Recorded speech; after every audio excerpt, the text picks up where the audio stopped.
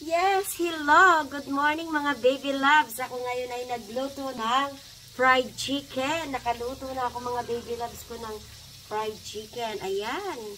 Ayan, welcome sa ating kusina. Naluto ko na ang fried chicken. Ayan, anong mga ulam diyan mga baby loves?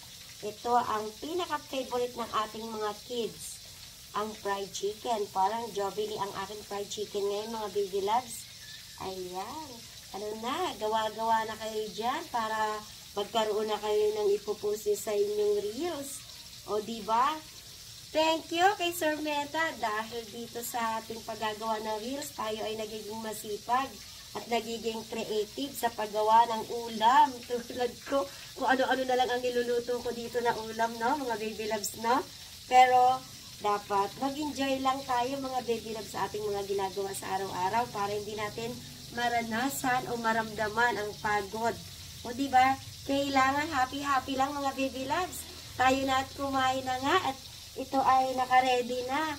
O diba? Thank you, thank you. Ingat palagi. O, bakit nakaganito ako? Syempre, dahil sa sobrang mainit dito sa aking kusina, naglalagay ako ng mask para to sa... Kasi sa mga nagtatanong dyan pala mga baby loves ko, nagmamask ako kasi para maiwasan ko maiwasan natin magkaroon ng pekas kasi nga sa sobrang init dito sa pagpiprito ko sa kusina, kailangan na pang support lang to mga baby loves ha, sa ating skin.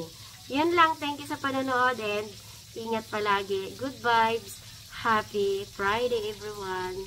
Thank you dyan sa mga followers ko, mga ka-FB friends ko. Thank you sa support mga baby loves, thank you so much. Mamaya re-rest back na ako sa inyo. Bye-bye!